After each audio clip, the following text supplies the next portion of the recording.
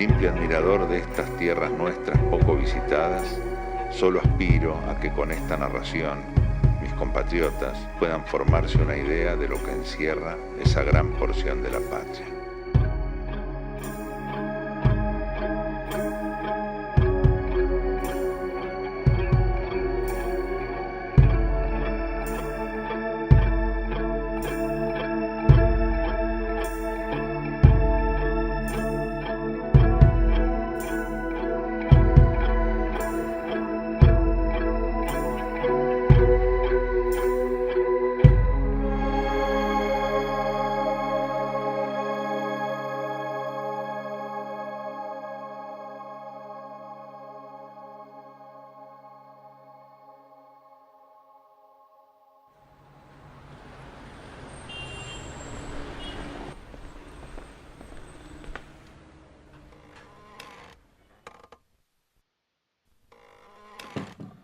En 1877, el mapa del país era muy distinto del actual. Solo una fracción estaba ocupado, las fronteras sin delimitar, y gran parte del territorio era disputado por los países vecinos. El río Santa Cruz se convirtió en un objetivo clave. Para explorarlo, se eligió a un joven de 24 años, Francisco Pascasio Moreno. En su viaje, además de internarse en un territorio inexplorado, con el peligro de ser tomado prisionero por tribus indígenas o por una partida de soldados chilenos, Moreno debía hacer mapas, nombrar lugares, describir regiones y hacer observaciones científicas. Aquel viaje quedó inmortalizado en este libro y cambió la historia patagónica.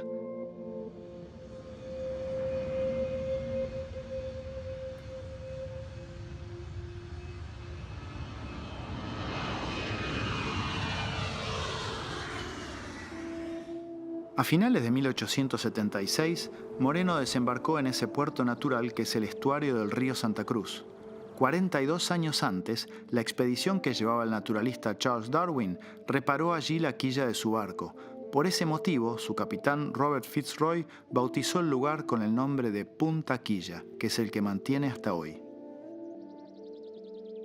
Aguas arriba, en la isla Pavón, otro prócer de la Patagonia, Luis Piedrabuena, fundó una pequeña colonia.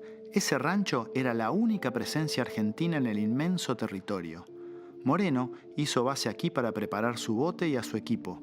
Lo mismo hicimos nosotros antes de comenzar la primera parte de este nuevo viaje a la Patagonia Austral.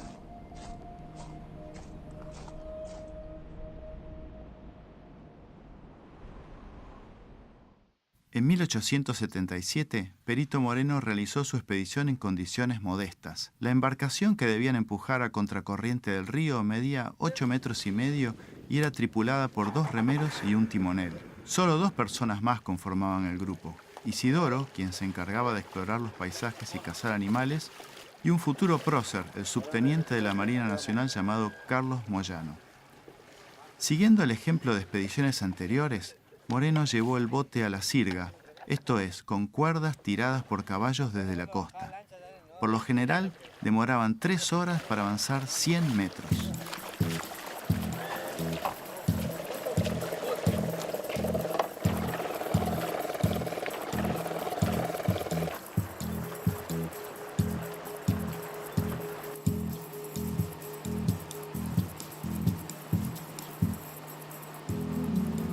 Algo de solemne en el fondo, aunque muy vulgar en la apariencia, tiene para mí el momento en que invicamos en el cascajo para principiar el remolque. ¿Llevaré a cabo mi proyecto? ¿Tendré suficientes fuerzas para ello?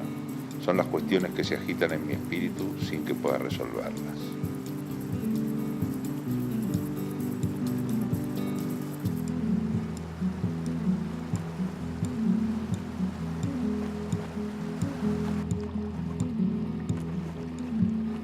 Moreno, junto a su tripulación, enfrentó un río crecido que había inundado parte de la planicie, lo cual hacía que se enredaran con las cuerdas. En nuestro caso, los problemas fueron otros. El río estaba muy bajo y la lancha muchas veces golpeaba contra las piedras en bajos escondidos por las aguas lechosas. El fondo de piedra es muy duro, el fondo del río. No tiene arena, no decanta sedimento fino, sino que es todo piedra lavada, ¿no? Entonces, La dificultad de golpear la tenés constantemente.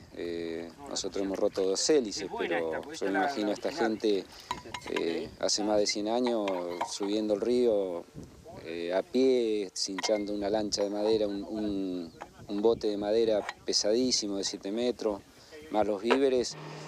La dificultad en caminar, andar con los caballos, eso se tiene que haber notado.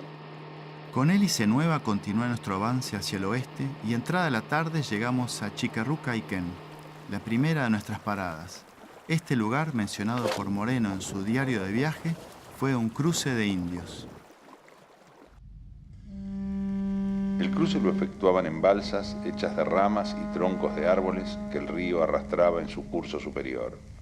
Sobre ellas colocaban los hijos pequeños y los reducidos bagajes. Las mujeres y los hombres se agarraban de las puntas de los palos sumergidos en el agua y nadando seguían la balsa. Esta era llevada por un caballo, en cuya cola iba atada, pero antes de que tuvieran caballos, los indios más nadadores eran los encargados de dirigirlas. Este medio de cruzar los ríos no está exento de peligros, y es frecuente el caso en que se ahoguen uno o más indígenas. El celeste del río Santa Cruz, que parece acuarela, le recordaba al perito el color de la bandera argentina, pero su mente científica le decía que ese color lechoso significaba que las aguas estaban originadas en glaciares escondidos en las lejanas montañas. Los ríos y los lagos que reciben mucha agua de fusión de glaciar tienen sedimentos muy livianos que permanecen en suspensión y le dan esa coloración lechosa, grisácea.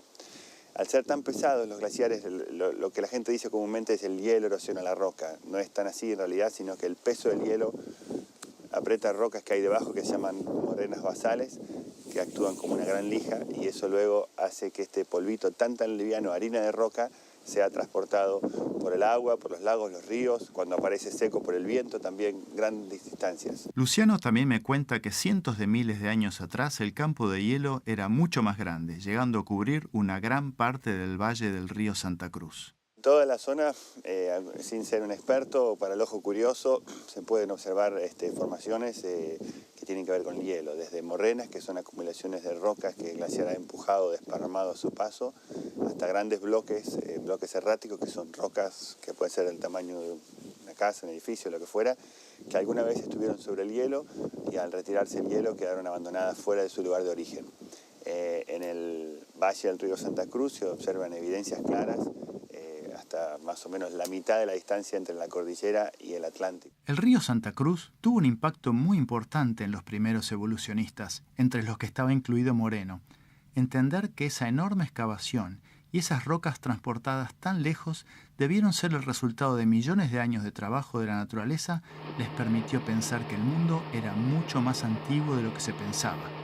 Esto no se hizo en los 40 días del diluvio universal, se dijeron Darwin y Fitzroy mientras miraban el valle desde las alturas.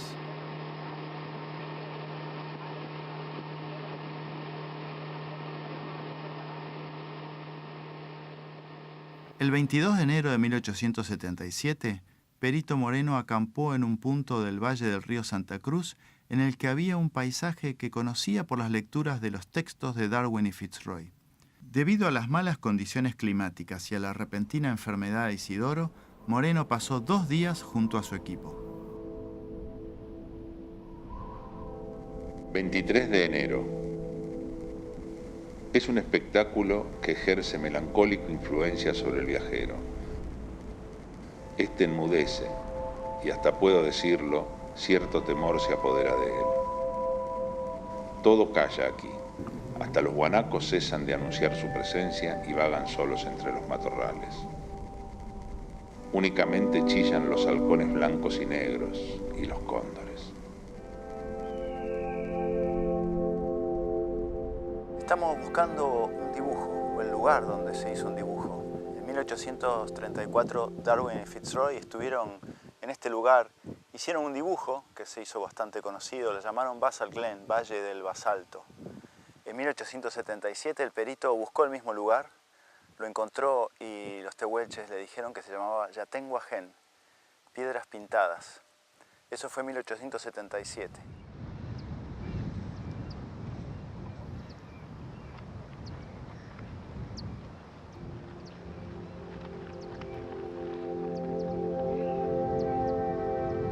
Un pequeño manantial corre por el centro con poquísima agua, la que produce en este punto una cinta alegre, verde, bien definida, de plantas tiernas que tratan de atenuar esta imponente soledad.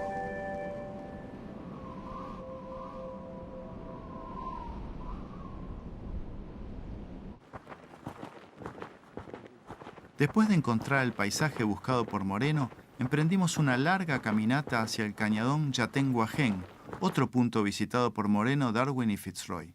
Yatenguajén tiene en algunas de sus piedras pinturas rupestres de hace más de 4.000 años. Por lo general se trata de manos izquierdas debido a que el polvo con el cual grababan los dibujos era tirado con su mano derecha.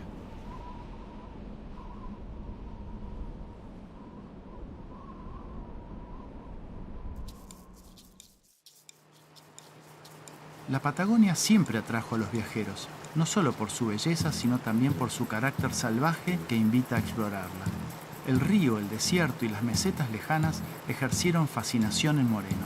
Sin embargo, la emoción por los paisajes observados se mezclaba con las angustias producidas por el constante esfuerzo que debía emplear para seguir avanzando.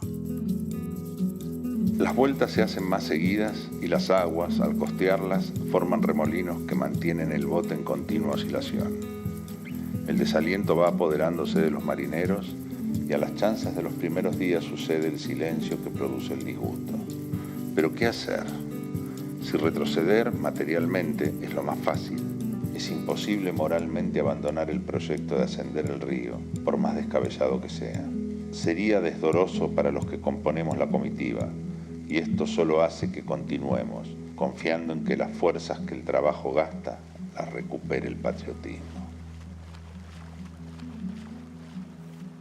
Y a veces te metes en un cajón que venís a 2 o 3 metros y de golpe te encontrás con los bancos de arena, islas nuevas que uno no las conoce porque nunca lo navegamos tan bajo. Entonces tuvimos que pasar algunos trayectos a la sirga con el bote empujándolo porque rompíamos hélice, viene con mucha dificultad este año.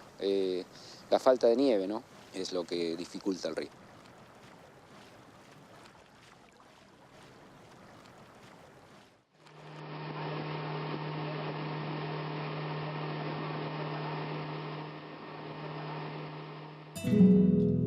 Es clave la elección de los caballos. Es decir, los caballos que generalmente se usan en travesías en Patagonia son caballos de origen criollo, con alguna mezcla. Estos caballos ambientados y que crecen en el lugar, entonces están acostumbrados al tipo de pastura, a sufrir los inviernos, no hay establos, entonces los caballos pasan los inviernos fuera. Al final el caballo lo que logra es una adaptación al ecosistema que se le hace muy fácil transitar. Y más cuando se planea quizás una ruta a lo largo desde el Atlántico a la cordillera, donde mayormente hay mucha escasez de pasto, ¿sí? Lo que no tiene que faltar es el agua. En el paraje Condor Cliff dejamos la lancha para iniciar el recorrido a caballo. El lugar recibió su nombre del capitán inglés Robert Fitzroy, quien vio cóndores en los acantilados del norte del río. La estancia del lugar también mantuvo el nombre inglés. Como casi todas las de la zona, fue creada a principios del siglo XX cuando el gobierno argentino fomentó la población de la Patagonia. En ese contexto, muchas familias pasaron varios inviernos en carpa mientras construían sus casas. Tanto esfuerzo se terminó coronando de éxito y así la región vivió su época de esplendor entre la década del 30 y los años 60. El puestero de la estancia nos permitió quedarnos en uno de los establos. En el pequeño espacio abundaban los panes de alfalfa, restos de terneros y pumas, sogas, bolsas de trigo y herraduras. Para dormir, luego de la puesta del sol, nos recostamos sobre las monturas de los caballos para descansar antes de empezar una nueva jornada. 16 de enero de 1877. A la entrada del sol paramos en un pequeño desplayado, inmediato a una gran mata de incienso donde hallamos algunos troncos cortados hace muchos años. Es el paradero de Fitzroy en el tercer día de su exploración, pero a la inversa de la noche cruel que esa inolvidable expedición pasó allí, nosotros, felices de haber hallado esos vestigios y gozando de una temperatura bien distinta de la del 21 de abril de 1834, cenamos y nos dormimos en Santa Paz.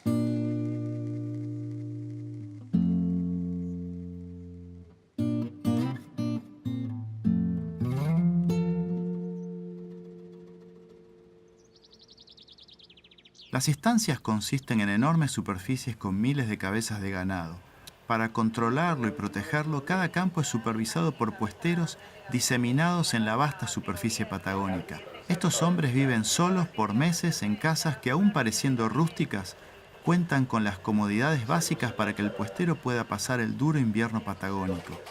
Hoy es cada vez más difícil conseguir puesteros dispuestos a seguir con este rudo estilo de vida que no es otra cosa que la continuación de la larga tradición gauchesca de la Pampa y de la Patagonia.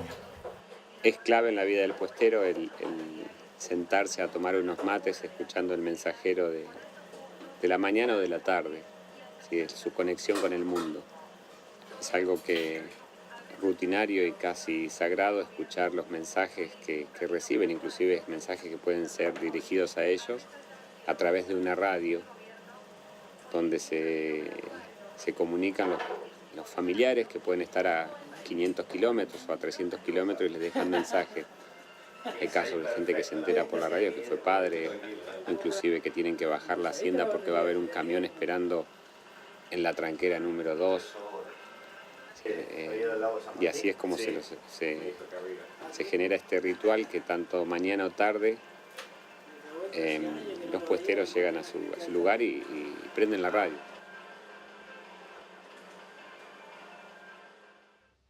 Las cabalgatas que se realizan en la Patagonia son al paso, ¿sí? En ningún momento se va al galope o al tranco largo. El caballo va muy tranquilo, son paso largo, entonces en promedio se cabalgan a unos 5 kilómetros por hora, 5, 6. Depende también del terreno, si es muy escarpado, si hay subidas o bajadas. Es un poco la distancia promedio que se cabalga, haciendo jornadas de 6, 7 horas. En este caso usamos 2 caballos que se encontraban en la estancia Bonacor. Uno es Aiken, un caballo que ya ha hecho expediciones por la Patagonia, acostumbrado a los viajes largos, muy bien mantenido. Por eso es que elegimos un caballo tranquilo también. Y en el segundo caso el Sombra, que fue bautizado así por los gauchos que trabajaban en los puestos. Supuestamente al principio, siendo potro, se asustaba de su propia sombra y eso le atribuyó el nombre que hoy en día lleva. Son caballos bien mantenidos, criollos y de buen paso, eso también es importante. A la hora de planear una expedición también se plantea qué tipo de montura o recado usar. Sí, por lo general se basa el recado, la montura, en una buena blandura y luego ahí sobre esta misma se colocan las alforjas. En las alforjas se lleva más que nada el alimento para el día o el abrigo en el caso de que cambie el clima, que es muy común. Y así también se cuenta con los elementos para atar los caballos. Los caballos ya están acostumbrados a dormir atados o maniados, entonces 1 o 2 quedan pastando. Por lo general se busca un lugar clave para que el caballo tenga agua con pastura.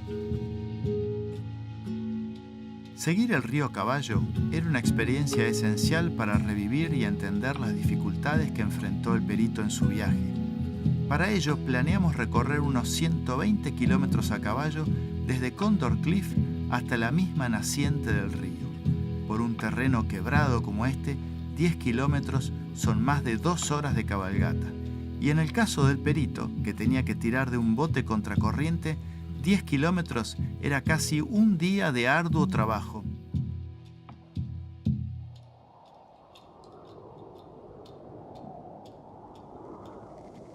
La igualdad de la Patagonia es lo que más choca al viajero que, ávido de paisajes, sean risueños, salvajes, tristes, recorre con la vista ese panorama. Y si en la disposición orográfica y geológica ofrecen esas comarcas tan pocas variaciones, en la fauna y flora sucede igual cosa. Guanacos, avestruces y nada más divisamos sobre la tierra.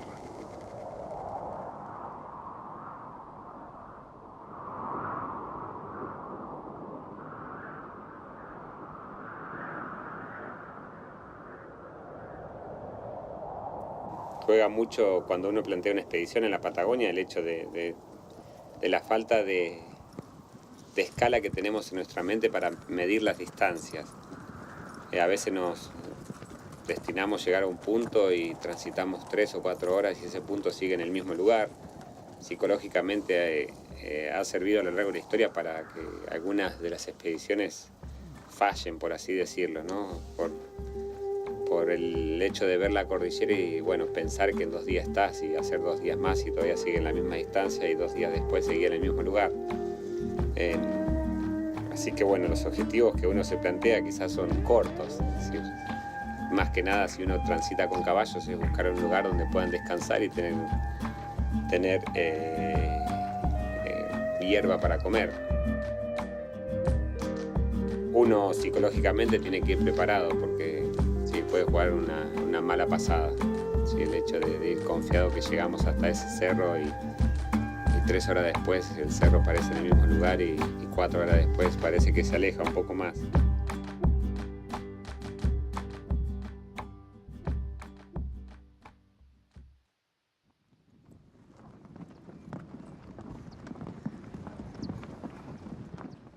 Detuvimos nuestra marcha en la entrada de un cañadón en el que sabíamos que había madera petrificada. Sin pretender hacernos pasar por el perito, nombramos el lugar como Cañadón Fósil. Al lado del río, en una zona de médanos, encontramos gran cantidad de lo que los arqueólogos llaman trabajo lítico, o sea, piedras trabajadas. Alguna punta de flecha, pero sobre todo lascas y núcleos de piedra que demostraban que allí las tribus se detenían para producir puntas de flecha o de lanzas, raspadores, cortadores, perforadoras y también boleadoras. El sistema o la idea de nómades es justamente la idea de no sobreexplotar los territorios, ¿no? Esto de cuidar los territorios, de dejarlo que se recuperen porque otra población de gente va a venir a ocuparlo. La idea de cuidar también los lugares donde hay agua dulce, inclusive de cuidar los espacios de la casa y todo eso. Aseguran que en ese lugar nosotros vivíamos, ¿no? Jamás se nos hubiera ocurrido vivir tiempos atrás en zonas estériles, donde no se pueda plantar nada, donde no se pueda cazar nada, porque por algo hemos sobrevivido 13.000 años de historia que tenemos sobre nuestra espalda.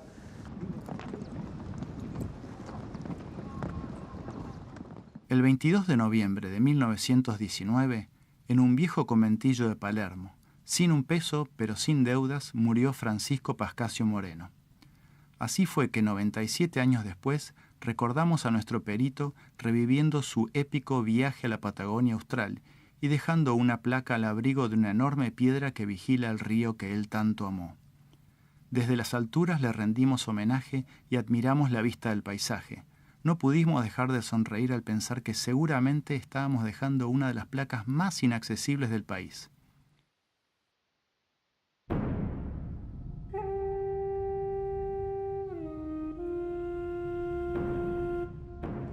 ...22 de enero de 1887...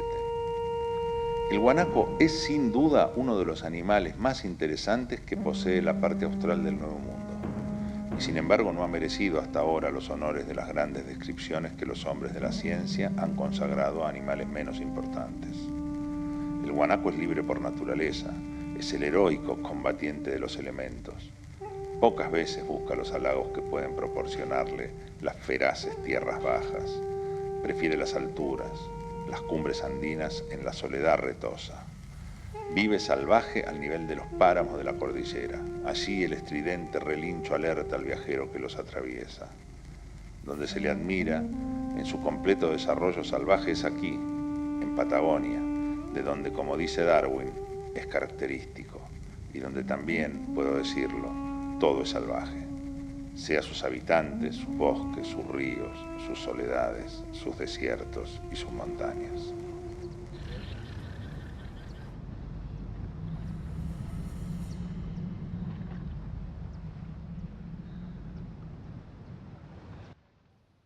En su diario, Perito Moreno hace referencia una y otra vez a la presencia de lo inesperado, además de enfrentar obstáculos que debió superar con esfuerzo junto a su equipo, también disfrutó del descubrimiento de paisajes, puntas de flecha, restos fósiles y lugares impensados.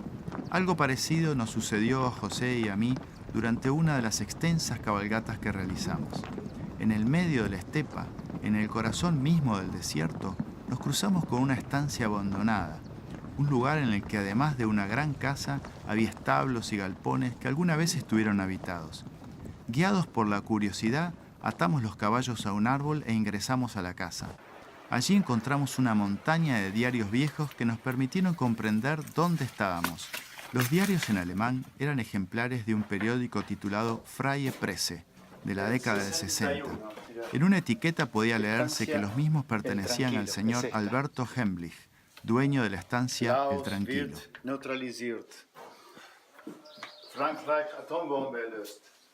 Muchas estancias fueron como palacios perdidos en la Patagonia, teniendo una vida casi tan lujosa como los mejores palacios en Europa. El mercado se daba principalmente entre las estancias de origen británico e Inglaterra. Particularmente Inglaterra recibía la mayor producción de lana que se hacía en la Patagonia. Esto le da la posibilidad a los pobladores de la Patagonia enviar cartas, recibir correspondencia y hasta inclusive hacer pedidos de casas que llegaban para luego llegaban ensambladas en los barcos para luego ser construidas en los puestos aislados en la Patagonia o las estancias. Muebles, cocinas, de estilo inglés perdido en el medio de la estepa.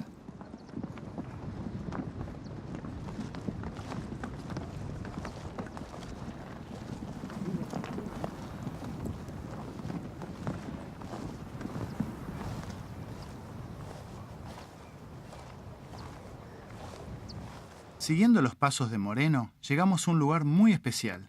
Después de 3 semanas de luchar contra la corriente del Santa Cruz, la expedición inglesa de Darwin y Fitzroy se quedaba sin víveres. Por tal motivo, el capitán decidió dedicar solo un día más a la búsqueda del lago que ellos imaginaban al oeste. En su mapa, Fitzroy llamó a este lugar Last Bivac, último campamento, y allí pasaron la última noche.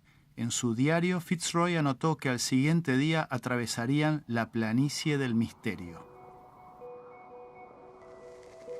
12 de febrero de 1877. Me parece que este es el punto donde Fitzroy, en su última excursión a pie, hizo su observación de altura y llamó a la comarca Llanura del Misterio. Me imagino qué tristes reflexiones harían y con qué disgusto retrocederían los infatigables exploradores de 1834 al verse obligados por la necesidad de suspender la marcha adelante. Me impresiona el pensar a qué exacta distancia del lago almorzaron Fitzroy y Darwin. Seguramente bien tristes, tratando de indagar con la mirada los nebulosos horizontes del oeste antes de volver hacia atrás. Estos recuerdos y presunciones atenúan bastante mi contento al encontrarme en el último paradero de mis predecesores ingleses y con mayores elementos que ellos para seguir adelante.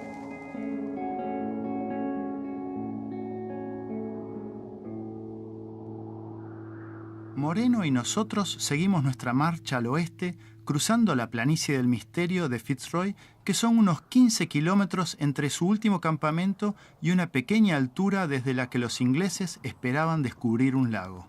Poco antes del mediodía, al igual que las expediciones anteriores, llegamos al punto alto que Fitzroy llamó Western Station, o punto al oeste.